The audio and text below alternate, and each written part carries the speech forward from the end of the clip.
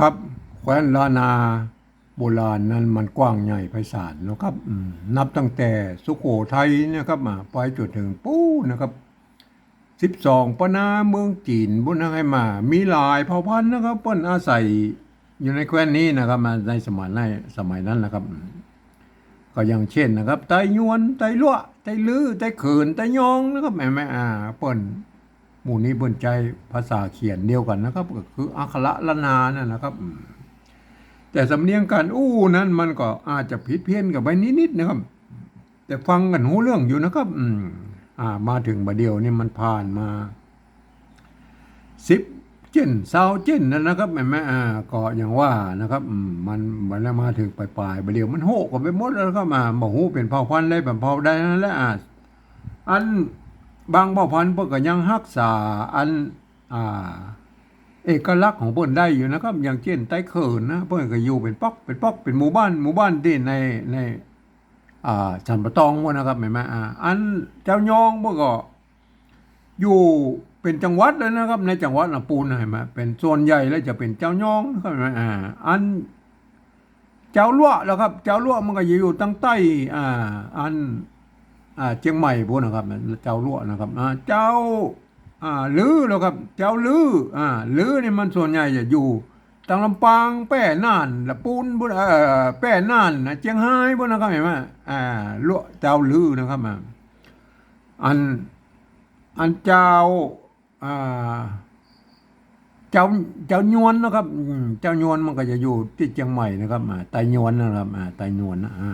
มันจะอยู่ที่เชียงใหม่มาเดียวแต่มาเดียวนี่มันอยู่ผสมปนเปกันไปหมดแล้วนะครับบ่ฮู้เผ่าพันธุ์เป็นเผ่าพันธุ์ใดนะครับก็อันว่านะครับอันว่าก็ภาษาละนาเปิ้นก็ทายเดิมๆแล้วเปิ้นก็ทายทอดกันมาตามสายของเปิ้นนะครับตามแล้วเผ่าพันธุ์นะครับอันบัดเดียวนี่เฮามาพอนะครับบัดเดียวเฮามาพอไอภาษาละนานะครับบางคำนะครับส่วนใหญ่แล้วมันก็เขียนเหมือนกันนะครับแต่บางคำมันก็จะเขียนแตกต่างกันไปนิดๆนะครับก็เขาจะไปฟังทักเลยนะครับว่าอ่านเปิดเขียนผิดเขียนถูกนะครับเฮามาวิเคราะห์กันก่อนนะครับในการหลักการของการเขียนภาษาละนานะครับหรือนะครับหรือเฮาปะเจอในเอกสารสำคัญในโบราณนะครับป้นเขียนว่าจะได้อย่างไรเขาก็เอามาเป็นตัวอย่างนะครับก็ป้นเขียนอย่างนี้ล้ออย่างนี้นะเขาก็ว่างไปนะครับวันนี้เราจะมาวิเคราะห์คำว่ามากนะครับมากนะครับมากครับมากเราสะกดเขียนตามหลักการภาษาละนานะครับอันนี้ตัวมะนะครับเห็นไหมไม่กานะครับมานั่นนะครับสะกดด้วยตัวกะนะตัวกะเนี่ยเมื่อสะกดด้วยตัวกะเนี่ยเอาตัวกะไว้ไปตั้งรูปไม้นะครับเห็นไหมป่นว่าอย่างนี้นะเห็นไหมป่นมือเปลืองพื้นที่นะครับอันนี้อ่านว่ามากนะครับมากอ่านได้เลยเห็นไหมง่ายกว่าครับง่ายมากนะครับแต่เอาไปเจอไอ้คำโบราณบางเตื้อป่นก็เขียนอย่างนี้นะครับเห็นไหมเอาตัวมะเห็นไหมไม่กาเนี่ยอันตัวกะป่นบอกเขียนแล้วครับป่นเอามาใส่ไม่ซัดแตนอยู่ทั้งบนป่นเห็นไหมอย่างเงี้ยอย่างเงี้ยเขาเจอเนี่ยไม้สั้นมันคือไม้กักครับอันนี้เห็นไหมโบราณบนใจเป็นไม้กักตัวเองนะครับแตนตกกะอยู่ทั้งลุ่มนี่เห็นไหมเนี่ยอ่านว่ามากเหมือนกันเห็นไหมเนี่ยเห็นไหมอ่านว่ามากเหมือนกันเนี่ยก็เนี่ยได้แล้วครับเมื่อมันอย่างอี้แล้วเขาก็ต้องยอมรับนะครับ เมื่อเขาต้องยอมรับนะครับโบราณพวกเขียนอย่างอี้นะครับมากเห็นไหมไปมันไม่ใช่โบราณปลายๆนะก็โบราณยุคต้นๆเลยนะครับก่อนที่จะมาเป็นภาษาละนาชาวบ้านเนี่ยมันเป็นภาษาบาลีก่อนนะครับบาลีภาษาธรรมบาลีละนาก่อนนะครับอักษรอักษรพระขามนั่นน่ะพัฒนามาเป็นอักษรบาลีนะครับบาลีพวกเราเขียนบาลีก่อนนะครับกะคะกะคะงะจะยะนะภาษาบาลีจากบาลีมันถึงจะเป็นภาษาชาวบ้านนะครับเห็นไหมเมื่อเป็นภาษาชาวบ้านเนี่ยลูกยกแรกๆเขาเปิ้นเขียนมากเปิ้นเขียนอย่างนี้นะครับมากนะเปิ้นเขียนอย่างนี้เห็นไหมอันปัจจุบันนี่เขาสะกดเขียนตามหลักการของภาษาละนามก็เขียนได้อย่างนี้นะเห็นไหมเพราะฉะนั้นมันก็สรุปแล้วมันก็เขียนได้2 อย่างนะครับท่านจะเขียนแบบใดก็เป็นเรื่องสุดแล้วแต่ท่านไปพิจารณากันนะครับ มันก็มันยากนะครับมันจะยากตอนนี้ว่าเขาจะเอาไปขยายความคนอื่นในหูทหารตัวเนี่ยมันยากนะเปิ้นอ่านบ่ออกเลยอย่างเงี้ยมากเนี่ยมันอ่านบ่ออกแล้วครับคนทั่วไปเปิ้นอ่านบ่ออกแล้วครับเปิ้นบ่ได้เรียนบ่ได้หูมาแล้วครับเพราะนั้นเราจะต้องใจภาษาอื่นๆนะครับมาเทียบเคียงนะครับเขียน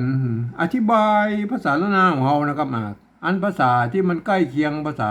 ละนาของเราหน่อยก็คือภาษาไทยนะครับภาษาไทยนะ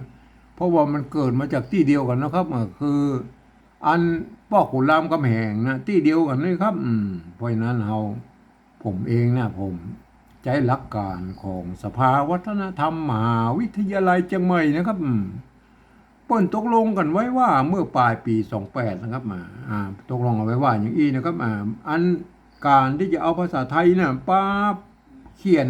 ภาษาละนาเนี่ยอธิบายภาษาละนาเปิ้นที่เปิ้นฮ้องว่าปริวัตินั่นแหละครับ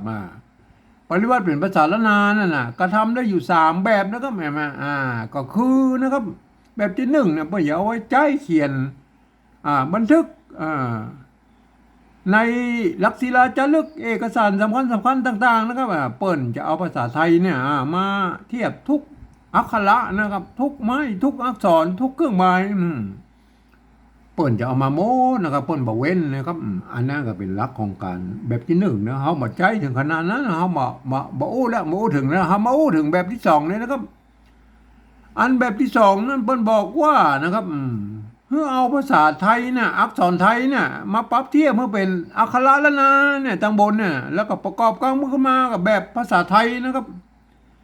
ผสมผสานกันไปนะครับบางทีไม้หรือสระเนี่ยมันบ่ตรงมาตัดกันใน